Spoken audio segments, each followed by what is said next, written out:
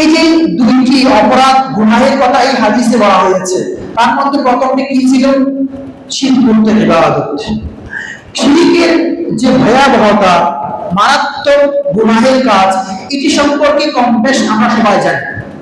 আল্লাহ রাব্বুল আলামিন কুরআনুল কারীমের মধ্যে স্পষ্ট ভাষায় বলেছেন, ইন্নাল্লাহা লা ইয়াগফিরু আন ইউশরাকা বিহি ওয়া ইয়াগফিরু মা দুনা যালিকা লিমান ইয়াশা।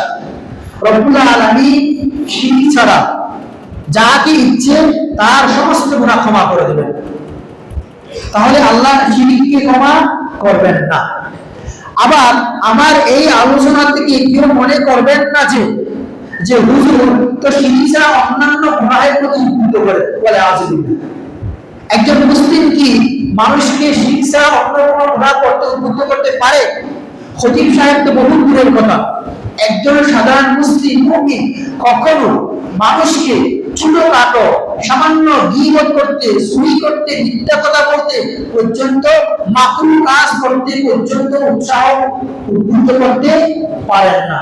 তাহলে আমি যখন বললাম যে আল্লাহ রাব্বুল আলামিন শিরক ছাড়া বান্দাকে যা ইচ্ছে তাকে তার জীবনের সমস্ত গুনাহ ক্ষমা করে দেবেন, তার অর্থ এই না যে হুজুর খতিব সাহেব মিম্বারে দাঁড়িয়ে তিনি ব্যভিচার, পাপাচার, মিথ্যা, খুনখারাপি করতে উৎসাহ দিয়েছেন। এটি কখনো মনে করবেন না। আপনাদের দিনে যেন এ ধরনের কোনো কথা না আসে।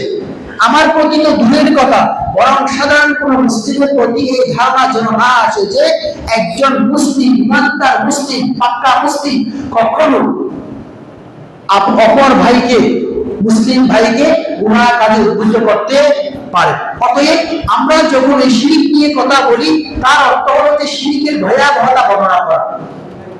এর অর্থ এই না যে অন্য কোনো গুনাহের প্রতি উদ্বুদ্ধ করা, কিন্তু অন্য কোনো গুনাহকে খুব ছোট করে দেখা। ব্যভিচারকে ছোট করে দেখার সুযোগ আছে, গীবতকে ছোট করে দেখার সুযোগ আছে, খুন-খারাপিকে ছোট করে দেখার সুযোগ আছে, কখনো নয়। তবে আমরা যখন শিরকের আলোচনা করছি, তার অর্থ হলো যে শিরকটা এই সমস্ত গুনাহের সবার উপরে।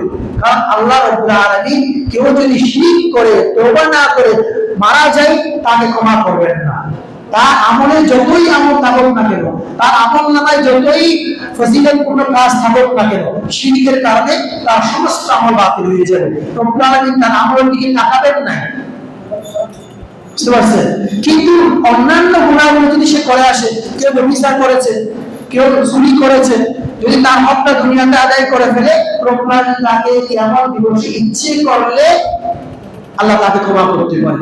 তাহলে আমাদের কথা স্পষ্ট, যখনই আমরা শিরকের আলোচনা করি তখন শিরকের ভয়াবহতা বর্ণনা করি।